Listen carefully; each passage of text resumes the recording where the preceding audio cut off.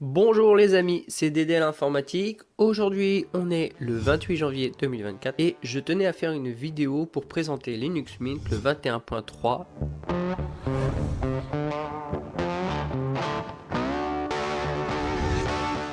Alors pour ceux qui ne le savent pas, en ce moment je teste beaucoup de distributions Linux et c'est pour cela que je vous en parle, car il y en a une tout particulièrement que j'affectionne qui s'appelle Linux Mint, qui est assez connue justement dans la distribution Linux.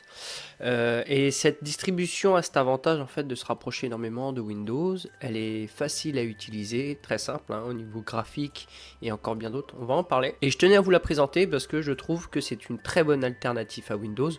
Pourquoi? Parce que de 1 c'est gratuit, vous le savez bien puisque c'est de l'open source. Et de 2, vous allez retrouver des logiciels dans la plupart des personnes qui utilisent un ordinateur. Vous allez tout retrouver dans celui-ci, dans une Logitech, c'est centralisé, c'est sécurisé et vous n'êtes pas au risque bien sûr de pouvoir télécharger une saloperie. C'est pour cela que je tenais à vous le présenter et on va voir tous les détails qui pourront être utiles pour les débutants, car il faut le dire, pour ceux qui ne connaissent pas Linux, cela peut faire peur, mais vous inquiétez pas, ils ont pensé à tout, d'accord? Il n'y a pas de terminal, machin, ce genre de choses, à part si vraiment vous avez besoin de télécharger des logiciels bien requis, et encore, aujourd'hui on peut éviter d'utiliser celui-ci. Quand vous installez Linux Mint, bien sûr, vous aurez cette page de bienvenue qui vous permet de pouvoir vous familiariser avec lui.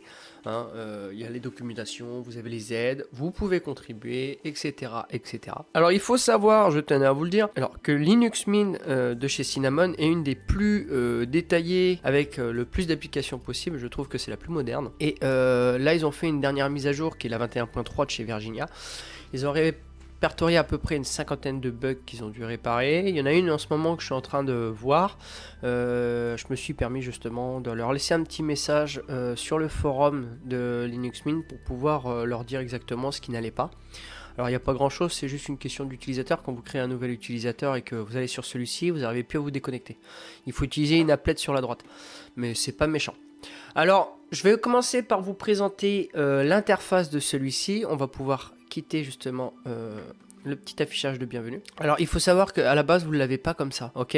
Moi, je suis sur une VMware, une machine virtuelle, et je vais vous montrer un petit peu les possibilités. Les gens se demandent des fois comment on peut, dans ces cas-là, télécharger des logiciels sur Linux. Que ce soit Debian, que ce soit GNOME, KDE, et encore bien d'autres, Ubuntu, Linux Mint, etc., etc.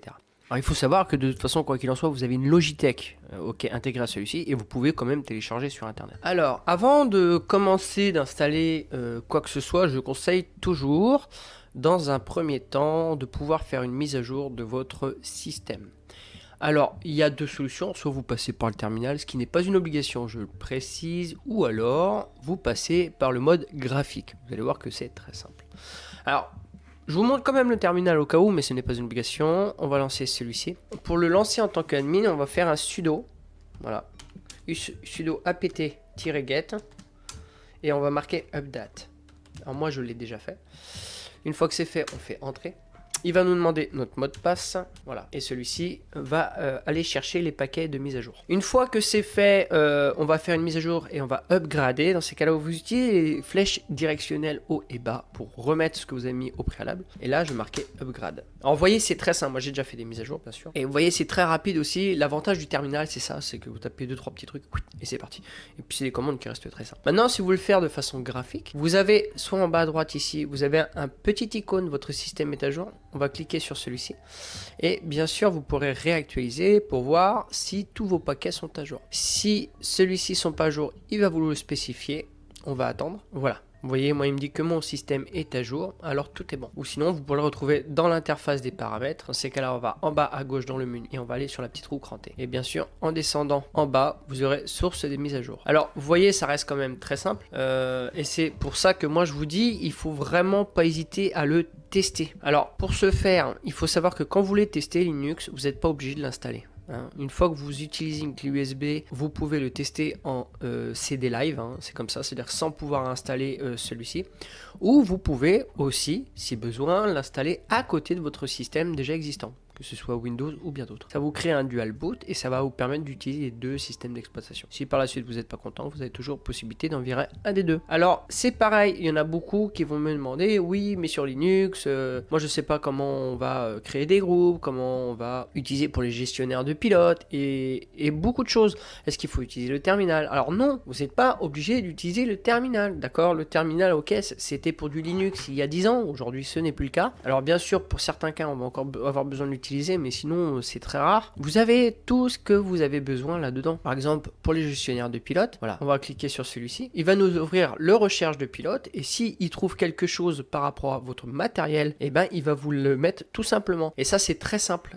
Chez Linux, ils sont assez forts pour ça. Alors bien sûr, je tiens à le préciser, hein, d'accord, par rapport à du Windows, effectivement, avec certains pilotes propriétaires, on peut avoir des petits soucis. Alors, soit ils vont vous trouver une alternative avec de l'open source pour pouvoir biaiser le souci et par la suite trouver justement une solution à faire utiliser vos pilotes, ou alors bien sûr dans ces cas-là il faudra attendre, mais cela est quand même rare. Il faut savoir que Linux travaille beaucoup là-dessus et sont quand même très actifs. Voilà, vous allez retrouver la fenêtre de connexion, le pare-feu, le source de mise à jour, je vous expliquais, et utilisateur et groupe. Pareil, alors ça je vous invite à fouiller quand même parce que la personnalisation, excusez-moi, est assez importante et je pense que cela peut être intéressant pour vous.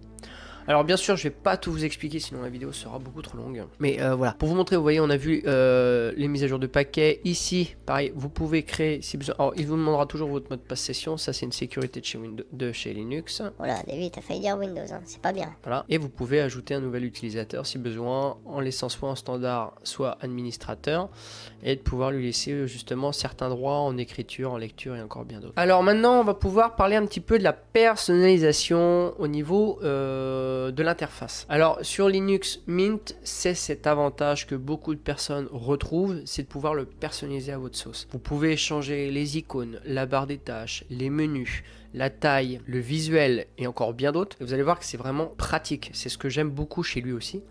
Par exemple, ici, vous voyez, on a une... Alors, normalement, on a une barre de tâches de base. Vous pouvez changer justement ce thème, ce que moi j'ai fait. Et par exemple, pour ce faire, on va aller en bas à droite et on va cliquer sur la souris. On va cliquer sur la droite des boutons de la souris. Et ici, on va avoir justement un onglet qui va s'ouvrir avec les paramètres panneau, les applets, le mode édition du panneau, le mouvement, comment retirer celui-ci, ajouter un nouveau panneau ou paramètres système. Alors moi, dans un premier temps, ce que j'aime bien faire, c'est mode édition du panneau. Et vous voyez qu'ici, on a des icônes qui viennent de se mettre en surbrillance. Ça veut dire que vous avez possibilité de les déplacer. Voilà. Alors si j'ai besoin de prendre celui-ci, un petit applet ici, et de le déplacer pour le mettre avec celui du centre, je peux. Ça, c'est vraiment intéressant. Je vais le remettre là-bas. C'est pareil. Ici, vous pouvez le mettre avec le menu démarrer. Moi, j'aime bien qu'il soit centré. Toujours été le cas. Après, vous allez voir qu'on peut faire quand même beaucoup de choses. Je vais enlever le mode panneau, mais c'est pareil. Si vous avez besoin de faire mouvement, vous pouvez le déplacer à gauche, en haut, à droite. Vous pouvez retirer celui-ci, ajouter un nouveau panneau et encore bien d'autres. Maintenant, une fois que j'ai quitté celui-ci, je vais vous montrer un petit peu aussi les paramètres système. Alors, paramètres système, c'est pareil. Alors, soit vous allez dans paramètres système en faisant un clic droite et paramètres système, ou vous pouvez aller dans justement l'onglet en bas à gauche et aller dans paramètres. Une fois qu'on est ici, on va pouvoir faire des modifications, que ce soit pour vos dossiers, le visuel, l'écriture et encore bien d'autres. Et après ça va être à votre choix. Alors pour ce faire, on a l'effet visuel ici. Alors à vous d'aller voir un petit peu ce qui se fait, ce qui peut vous plaire. Faites des tests, n'hésitez pas. Amusez-vous aussi avec toutes les fonctionnalités Linux. Cela peut être très intéressant. Vous allez voir, il y a beaucoup de fonctionnalités. Et moi, c'est ce qui me plaît justement. Alors ici, on a tout ce qui est fait bureau et fenêtre. Alors après, je vous laisserai choisir, bien sûr. On va voir ici tout ce qui est fond d'écran. L'avantage aussi, il faut savoir que nous, on est sur la nouvelle distribution, excusez-moi, qui est Virginia, d'accord, la 21.3. Alors vous avez déjà une palanquée de suite avec toutes les distributions et les versions qui ont été faites. En fait, on se retrouve avec tous les fonds d'écran qui ont été mis de base, qui sont vraiment des très beaux écrans, hein, des très beaux fonds d'écran. Moi, c'est ce qui me plaît beaucoup aussi. Après, voilà, moi j'aime beaucoup celui-là. Celui-là, il est vraiment sympa. Alors, bien sûr, au niveau paramètres, vous pouvez mettre en mode diapo, tout ça. Vous pouvez choisir aussi vos propres images. Voilà, ça, c'est pas un souci. Vous avez ensuite la police. Alors, c'est pareil, la police, vous pouvez en télécharger, mais vous pouvez changer la police au niveau vraiment que ce soit bureau, documents, les titres de fenêtre. Enfin, voilà, vous pouvez mettre vraiment des choses à votre sauce. Vous pouvez en plus changer la taille et encore bien d'autres. Vous voyez, la personnalisation est quand même assez poussée. Et après, on a le thème. Alors pour le thème, c'est pareil, c'est toujours très intéressant car vous pouvez changer la souris, vous pouvez mettre en mode sombre, changer les dossiers, les thèmes. Alors moi, j'aime beaucoup les thèmes pour la simple et bonne raison, c'est que ça va vraiment personnaliser votre bureau. Par exemple, pour vous donner un titre d'exemple, quand vous allez sur le bureau, ici, vous voyez, on a plein de façons de pouvoir changer un peu le thème, mais pas que. C'est-à-dire que vous pouvez en télécharger. Et il y en a une palanquée, je veux dire, vous voyez, il y a Loki par exemple, si j'appuie sur celui-ci, vous voyez, ça a changé. Par exemple, au menu, vous voyez, tout a changé, ce n'est plus la même. Mais si j'ai besoin d'en télécharger, vous allez simplement dans ajouter et supprimer. Et vous avez, vous avez une palanquée, vous avez du choix. Vous avez Windows 10, Lightem par exemple. Par exemple, si vous voulez le télécharger, vous allez justement sur la petite flèche ici, on appuie et voilà. Et il va aller justement dans les thèmes. Alors on va en télécharger quelques-uns et puis on va les tester ensemble. Je les connais pas tous, bien sûr. Rhino, je crois que j'ai déjà essayé, celui-là est pas mal. Aradark aussi. Il y en a qui ont des effets visuels quand même très sympathiques. Voilà. Alors j'en télécharge quelques-uns, je vais vous montrer un petit peu ce qui se fait, vous allez voir, c'est pas mal. Après, vous avez toujours possibilité, bien sûr, de cliquer sur celui-ci et de pouvoir avoir plus de détails, voilà, plus d'infos. Et il va vous ouvrir une page internet. Alors moi, par défaut, il vous a mis Firefox, mais vous pouvez en télécharger d'autres. On verra ça aussi par la suite. Et ça vous permet de voir un petit peu ce qui se fait. Alors pareil, si vous voyez, c'est le gros avantage aussi. Là, j'ai demandé de traduire. C'est un avantage aussi de pouvoir utiliser du Linux parce que quoi qu'il en soit, si vous avez un souci déjà vous avez une grande communauté et tout est expliqué. Voilà. Si vous avez besoin des fonds de droit pour le terminal, il vous suffit de faire un copier-coller et il va vous l'installer de façon. Voilà. C'est vraiment pratique. Moi, j'aime beaucoup. Et quand vous avez un problème, les gens répondent très rapidement. Alors, on va installer celui-ci aussi et je vais en mettre un dernier. Une fois qu'on est ici, on va pouvoir aller sur bureau et vous voyez, tout ça c'est installé. Alors maintenant, bien sûr, si j'ai envie d'essayer, je vais essayer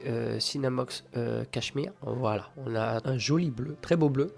Pareil, vous pouvez changer par la suite les dossiers. Alors moi j'aime bien celui du bas, hein, Arc de Blue Dark. On va garder celui-ci. Vous voyez, si je vais dans le gestionnaire des fichiers, tout a été modifié, hein, bien sûr. Regardez, si je vais sur celui-ci, voilà, vous voyez, ça va modifier vos dossiers. Alors, vous voyez, c'est une force aussi de chez Linux. Hein, c'est vraiment, on a beaucoup de possibilités. C'est ce qui fait que moi je trouve que celui-ci est vraiment très intéressant. Ensuite, vous avez possibilité de choisir côté sombre ou clair, la couleur de vos icônes, je peux le dire comme ça, je sais pas comment on pourrait le dire plus en détail. Moi j'aime bien le côté sombre, vous allez voir, voilà, ce côté sombre là.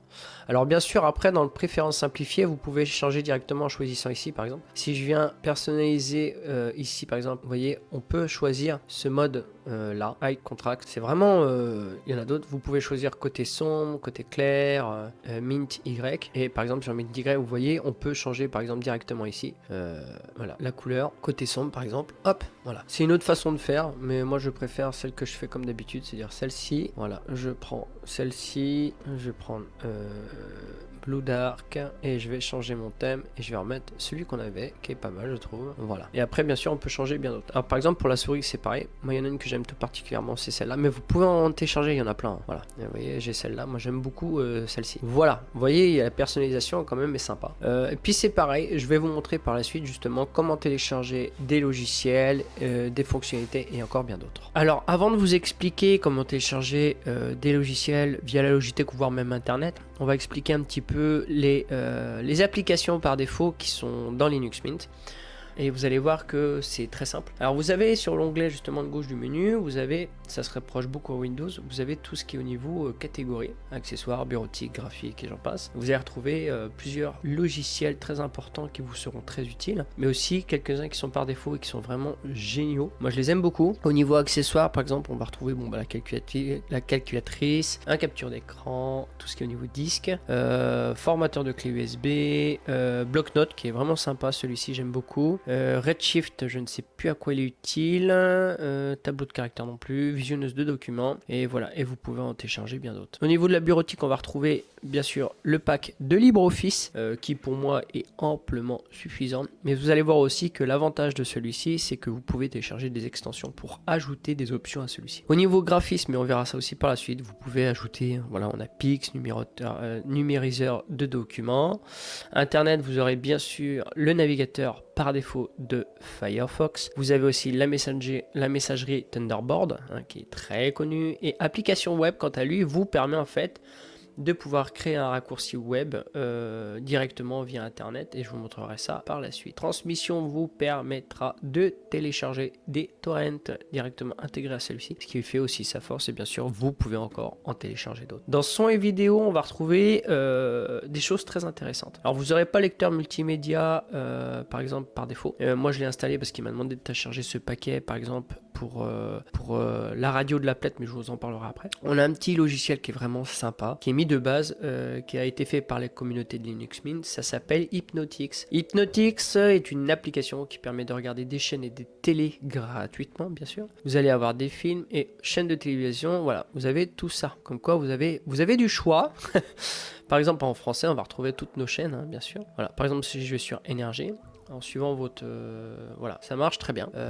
Tout est intégré et moi je trouve ça génial. Mais il y a aussi le fait que vous avez beaucoup de logiciels qui sont très intéressants. Je vous ai expliqué l'administration. Alors là, vous aurez beaucoup de tout ce qui est gestionnaire de paquets synaptiques, mise à jour, écran de connexion, analyse de disque, les gestionnaires de pilotes, etc., etc. On a Time Shift qui permet de faire des sauvegardes entières de vos disques et les sauvegardes aussi de vos fichiers personnels. Alors, bien sûr, moi, il a fallu aussi que je m'adapte à certaines fonctionnalités de Linux que je n'avais pas. Par exemple, vous n'avez pas possibilité de partitionner un disque à chaud, comme vous le faites sous Windows. Voilà, ça, c'est un petit point noir, mais c'est aussi peut-être une sécurité aussi en plus sur Linux, qui évite justement des modifications de fichiers, système ou encore bien d'autres. Et ça éviterait sans doute des crashs. Alors, je vous en ai pas parlé tout à l'heure. Ici, on a ce que vous avez sur la droite, les applets. Alors, les applets...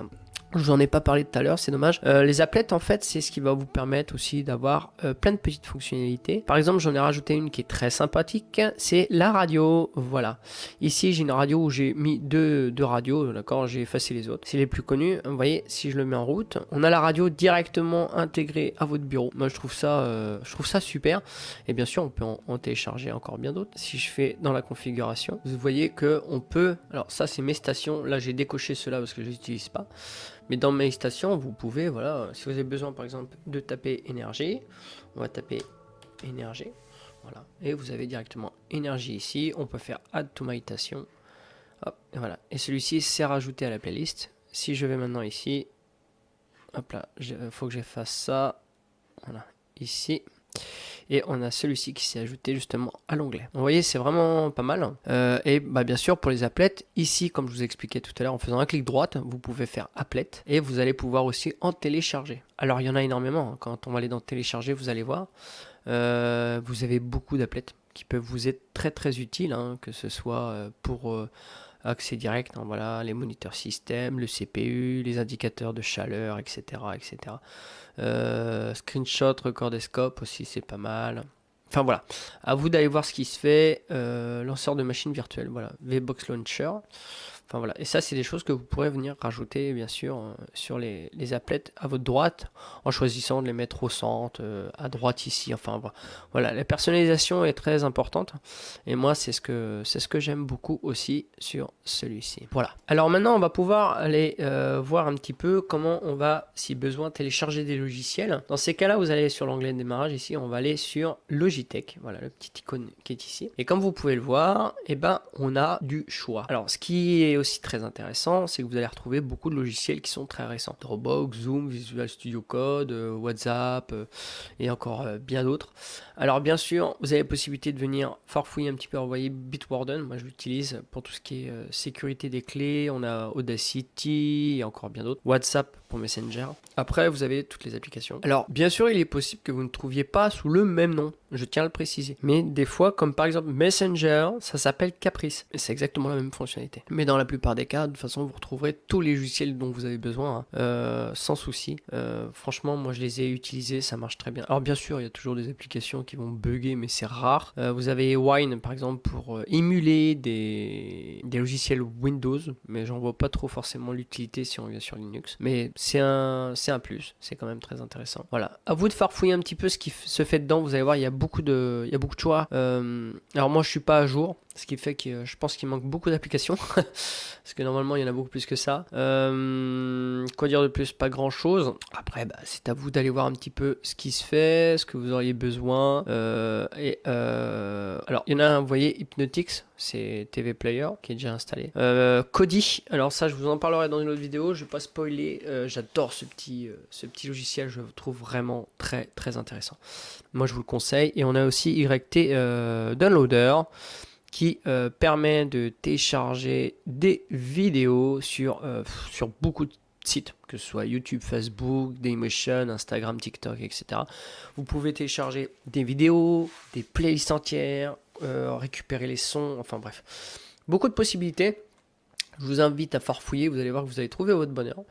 Et c'est pareil, des gens me disent des fois, oui mais Davy, moi je veux télécharger sur internet, comment on fait? Alors quand vous téléchargez sur internet, je vais vous donner un titre d'exemple, ici on va aller sur Firefox, vous ne téléchargez pas des logiciels en .exe, mais des logiciels en .deb, d'accord, D-E-B. Je vais vous donner un titre d'exemple, on va aller chercher par exemple TeamWeaver, il me l'a trouvé, voilà, on va prendre TeamWeaver gratuit, je vais accepter, on va aller sur celui-ci, voilà. Alors déjà, on va autoriser les cookies, vous voyez, il vous propose de pouvoir télécharger suivant votre système d'exploitation. Vous voyez qu'il y a du choix, nous on est sur Linux, on va choisir Linux, et vous avez possibilité par la suite de télécharger soit en tar, ça veut dire mode compressé, ou alors par exemple suivant vos distributions. Alors moi je fais partie de la distribution Ubuntu Debian. Et dans ces cas-là, vous prenez ce qui, par rapport à votre processeur, si c'est de l'ARM ou si, alors 32 bits, non, ça c'est sûr. Aujourd'hui, ça se fait pratiquement plus. Mais moi, je vais être en 64 bits. Je vais télécharger celui-ci. Et vous voyez, on est en .deb. Je vais vous montrer, on va aller dans le dossier. Voilà. Et on va double-cliquer sur celui-ci pour l'installer.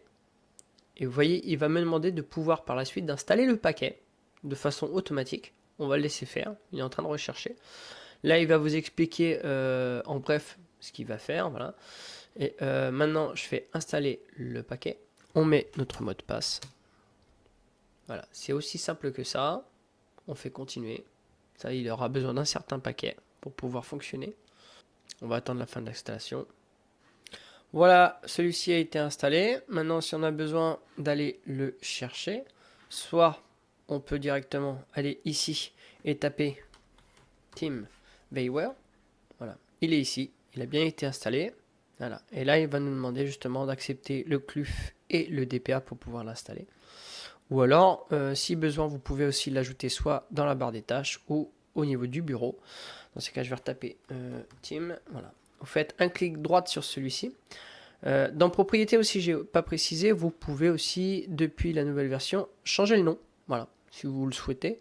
Bien sûr, vous pouvez ajouter une commande, par exemple, le lancer dans le terminal, etc., etc. Pour ma part, si par exemple, on va dans, je vais retaper Team, je fais un clic droit, et vous voulez l'ajouter ici dans la barre des tâches, il vous suffit de faire un clic droit, et vous allez ajouter au panneau. Voilà. Et celui-ci va se mettre directement ici. Alors, vous voyez, ça reste très simple, ça fonctionne. Je veux dire, là, on va le lancer ensemble, je vais vous montrer. On va accepter le CLUF, je vais faire continuer. Voilà, vous voyez, c'est très simple. C'est très fluide, sachant que je suis sur une machine virtuelle hein, et j'ai pas beaucoup. Mais il faut savoir aussi que moi, à la maison, j'ai quand même Linux Mint qui sont installés sur 2 PC. Parce qu'il y a aussi le fait qu'on ait beaucoup de jeux pour les enfants. Et je trouve ça très intéressant et c'est très sécurisé au niveau de Linux Mint. Et moi, c'est ce qui me plaît. Alors, bien sûr, je vous montrerai plein de logiciels qui sont utilisés, qui sont open source et qui sont des alternatifs à ce que vous utilisez et qui sont voire plus complets que ce qu'on utilise. Et je trouve ça bien. Et je vous ferai ça dans une prochaine vidéo pour montrer un petit peu tout ce qui se fait. Vous allez voir, c'est très intéressant. Mais pas que sur du Linux, hein, bien sûr, c'est l'open source. Hein, vous pouvez les utiliser sous Windows. Mais je vous montrerai ça, vous allez voir, c'est très intéressant. Alors, ce qui est aussi intéressant dans Linux, c'est que vous avez beaucoup d'applications, mais aussi vous avez une grande communauté. Il faut savoir qu'ils sont très actifs. Si vous avez un souci, il ne faut pas hésiter à poser vos questions, ou voire même leur demander de l'aide. Et vous inquiétez pas, souvent, alors moi j'ai posé une question justement directement. Et dans la minute qui passait, franchement, j'ai eu une réponse. Ils sont très très actifs, c'est très intéressant. Et par contre, c'est comme tout, hein, bien sûr, après, il faut aussi venir farfouiller si vous avez besoin sur les forums. Au lieu de poser vos questions, j'irais dire bêtement, des fois, n'hésitez pas quand même à chercher un peu par vous-même. Des fois, vous allez retrouver des réponses directement dans les forums. Il y a des gens qui sont là aussi pour, en tant qu'intermédiaire, venir vous aider, qui sont pas forcément, font pas forcément partie des admins, et qui sont là aussi, qui connaissent le problème. Dans ces cas-là, n'hésitez pas à aller farfouiller un petit peu. Si vraiment vous trouvez pas, faut pas hésiter à demander de l'aide, ils sont là pour ça. Voilà. Alors il y a aussi le fait que l'avantage de Linux, c'est par rapport aux mises à jour. Alors il faut savoir que sur Windows, c'est la partie la plus chiante, et ça il y en a beaucoup qui le savent. Vous démarrez votre système, il fait une mise à jour, vous en avez pour 1 heure, il redémarre le système, il complète les mises à jour. Enfin c'est chiant. Ça c'est le point faible de Windows, c'est de faire des mises à jour automatiques. Alors bien sûr on peut les désactiver, mais je trouve que c'est dommage que ce soit pas fait de base.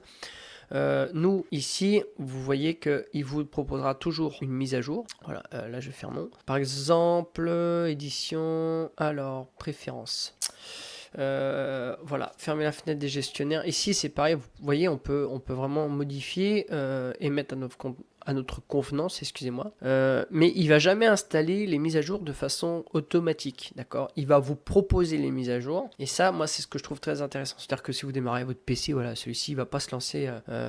Par contre, vous avez le côté automatisation. Vous voyez, appliquer les mises à jour automatiquement, il est désactivé. Moi, je trouve ça intéressant. Voilà, moi, je préfère que tout soit désactivé et qu'on le fasse de façon manuelle. Ça peut éviter des problèmes de pilote, de mise à jour, ou alors encore bien d'autres. Il peut arriver, par exemple, qu'une nouvelle mise à jour par exemple, fasse merder votre logiciel préféré. Ça peut arriver. Alors c'est pareil, quand vous faites ce genre de choses, pensez-y, faites des sauvegardes. Beaucoup de gens oublient ça. Des points de restauration, des sauvegardes, etc., etc. Pour cela, on va utiliser des logiciels qui sont très connus, et bien vous pouvez aussi en télécharger. On en a un qui est tout particulièrement très connu dans les admins. Voilà, c'est Timeshift. Timeshift vous permet de pouvoir sauvegarder vos disques en entier. Alors moi par exemple celui-ci je l'utilise beaucoup pour sauvegarder tout ce qui est au niveau le système, le boot système, le grub, qui va vraiment garder les disques, la structure des disques, d'accord? Et pour tout ce qui est fichier personnel, je le mets pas dans celui-ci, je suis dans une autre assistance de sauvegarde. Vous pouvez en télécharger aussi, il y en a d'autres qui sont connus, qui va permettre de le mettre à part sur un disque dur externe. Ok, ne faites jamais ça sur un disque dur interne. De toute façon, il va vous le dire, ça c'est sûr. Mais voilà, je vous ferai d'autres vidéos pour vous montrer un petit peu comment fonctionnent tous ces logiciels. Vous allez voir, c'est très intéressant et ça fonctionne bien. Alors ça c'est pareil, c'est important, et pensez-y, faites-le avant de pouvoir faire des mises à jour qui sont des grosses mises à jour, hein. Des fois il y a des grosses mises à jour, et quand il y a des grosses mises à jour, bah, pensez à faire une sauvegarde, on ne sait jamais, d'accord? Alors bien sûr, je vous expliquais tout à l'heure que dans par exemple quand on va aller dans les paramètres, voilà, système qu'on a directement ici en bas, vous avez beaucoup de choses que vous pouvez faire par rapport. Vous voyez, par exemple, on a tout ce qui est au niveau des applets, les confidentialités. Par exemple, si vous avez besoin aussi de mettre votre compte en ligne. Alors ça, c'est pas mal. Vous pouvez directement synchroniser votre compte, que ce soit Flickr, Microsoft, NetCloud, Google. Et cet avantage, c'est qu'une fois que tout est synchronisé, tout va se faire de façon automatique sur celui-ci. Moi, j'ai par exemple mon Google, mon Gmail, et j'ai un calendrier avec tous mes rendez-vous et tout ce qui s'ensuit. Quand vous allez installer celui-ci, lui, ce qu'il va faire, il va faire un point de montage dans les gestionnaires de fichiers. Et ici dans réseau, vous allez avoir un nouvel onglet qui va se présenter avec, par exemple, moi j'ai Drive, et il va monter votre Drive de façon automatique. Moi je trouve ça vraiment intéressant. Vous n'avez pas besoin de le faire. Alors bien sûr, c'est pareil pour des gens lambda qui sont habitués à Windows, et il va falloir changer vos habitudes. Maintenant, je sais qu'on peut créer des raccourcis. Sur le 21.2, on ne pouvait pas le faire, mais c'est pareil, quand vous voulez par exemple créer des lecteurs réseau, vous ne le faites pas comme vous le faites sous Windows. Alors peut-être qu'il y en a qui savent pas de quoi je parle, mais avant, par exemple, vous pouvez aller sur un réseau, on faisait un clic droit et on faisait créer un lecteur réseau, et on l'avait d'ajouter directement dans l'onglet central. Sur Linux, ce n'est pas le cas. Il faut l'ajouter en marque-page. Mais ça, c'est pareil. C'est pas le but de ma vidéo, c'est ne pas vous montrer toutes les fonctionnalités, sinon ça va durer 1 heure. Mais c'est pour vous dire que voilà, c'est d'autres habitudes à prendre, mais sinon ça fonctionne très bien. Alors si jamais, ce que je vous disais, vous avez des petits bugs, il faut pas vous hésiter à référer à la communauté. De toute façon, ils seront là pour le réparer assez rapidement. Moi, j'en ai un il y a peu de temps qui a été où j'ai justement partagé celui-ci celui-ci, c'est le fait, on va voir sur la machine virtuelle si cela fonctionne maintenant ou pas. Je ne sais pas s'ils ont résolu le problème, je ne suis pas allé voir. Mais vous voyez ici, par exemple, dans utilisateur et groupe, je vais mettre mon mot de passe, on a la possibilité d'ajouter des utilisateurs. Alors ici, après, vous avez groupe avec tout ce qui est admin et tout ce qui s'ensuit. On va en ajouter un pour essayer. En standard, je vais l'appeler test. Et ici, on va l'appeler, je sais pas moi, test. Je sais pas si ça peut marcher, je crois que non. Ajouter. Si, ça marche. Voilà. Ici, voilà, il n'y a pas de password. Ok. On va changer l'utilisateur. On va aller ici. On va faire directement pouvoir changer l'utilisateur. Et on va voir si on arrive cette fois-ci à déconnecter celui-ci. Alors, c'est pareil. Moi, je trouve que même quand vous changez et créez un utilisateur, c'est pas comme Windows. Je veux dire, le démarrage est très très rapide. Voilà. Alors, vous voyez, après, lui, il peut aussi personnaliser, bien sûr. Voilà. Par défaut, vous aurez ça. Voilà. Un menu comme ça. Voilà. Après, vous pouvez le personnaliser. Moi, par exemple, ce que je ne pouvais pas faire quand on a créé un nouvel utilisateur, c'est de pouvoir arrêter la machine ou se déconnecter. Alors là, si je fais ça, maintenant ça fonctionne. Ça veut dire que le problème a été résolu. Ah, vous voyez, ils l'ont fait très rapidement et je vous parle de ça il y a moins d'une semaine. Voilà. Et si maintenant je vais dans déconnecter, voilà, bah parfait. Maintenant ça fonctionne, ça marchait pas. Je pense qu'ils ont résolu le problème très rapidement. C'est pas mal. Voilà. Je vais me déconnecter et on va retourner sur celui-ci. Mince, hop, j'ai pas verrouillé. Ouais, c'est ça. Voilà, vous voyez, ça c'est un petit truc qui a été résolu. Après, bah, vous avez tout ce qui est information système. Alors ici, moi je suis sur une VMware, alors, bien sûr. On est sur le noyau, la version de Cinnamon, la 6.0.4. Voilà, j'ai un Core i7, bien sûr. Et j'ai installé que 4 Go de RAM.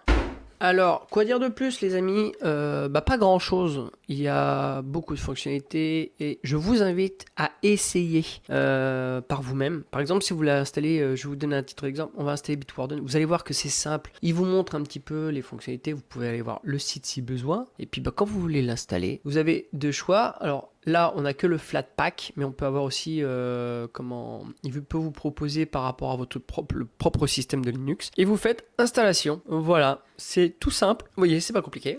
Et voilà. Vous faites ça et puis c'est directement dans votre système. Et je trouve ça vraiment pratique. Voilà, alors c'est pareil. Si vous téléchargez des logiciels bien spécifiques, on va aller dans, par exemple, je vais OBS. On va le chercher. Voilà, on retrouve OBS ici. Alors, vous en avez d'autres, enregistreur d'écran et encore peut-être aussi des extensions qui peuvent permettre à OBS, voilà, plugin OBS Studio, switching scène, voilà, pour avoir des nouvelles scènes et encore bien d'autres. Voilà, il faut pas hésiter à farfouiller, à voir un petit peu ce qui se fait. Vous allez voir qu'il y a des choses qui sont très très intéressantes. Et puis voilà. Bon, en tout cas, c'était pour vous montrer un petit peu Linux Mint pour ceux qui s'intéressent. Moi, je vous invite aussi opération en cours. Vous voulez voir mon kit? Oui, de toute façon, je vais pas le télécharger. Je vous invite vraiment à tester celui-ci pour ceux qui utilisent vraiment de façon lambda. Je veux dire, qu'on pas, par exemple, au niveau gamer ou machin. Si vous êtes un gamer, je vous invite pas à aller sur du Linux. Hein. Ils sont pas encore au point, je pense. Ou alors, si vous avez vraiment des logiciels prérequis que vous utilisez énormément sur Windows, Adobe par exemple, After Effects, Premiere Pro, ou alors des logiciels comme Acronis, ce genre de choses, bien sûr vous allez peut-être un peu freiner. Moi j'utilise les deux, c'est-à-dire j'utilise Windows parce que j'ai DaVinci Resolve, je pourrais l'utiliser sous Linux, le seul problème c'est qu'il n'a pas tous les codecs, hein. Et puis il faudrait que je reconvertisse à chaque fois pour remettre en MP4, ce qui ne m'intéresse pas. Pour l'instant je le laisse sous mon Windows, mais je l'utilise de plus en plus sur d'autres ordinateurs. Alors des ordinateurs à la maison, aussi mon système que j'ai Windows, je vais faire un dual boot pour mettre du Linux Mint, car je le trouve vraiment très intéressant. Et je vous montrerai des petits logiciels gratuits qui sont puissants et qui, je pense, vont vraiment vous intéresser pour certains. Et vous allez voir qu'il y a vraiment des petites pépites. Et c'est le genre de choses que vous ne trouvez pas forcément sur Windows. Voilà. Sur ce, les amis, je vais vous laisser là-dessus. En tout cas, content de reprendre les vidéos un peu sur le système d'exploitation et l'ordinateur, puisque tout est en carton pour l'électronique, vous le savez bien. Alors j'ai mis ça de côté un petit peu, ça me permet de respirer aussi. Et sur ce, je vous retrouve très bientôt. On se retrouvera pour parler des logiciels open source gratuits avec des fonctionnalités très intéressantes. Sur ce, je vous laisse et je vous dis à très bientôt. Allez, ciao ciao, portez-vous bien.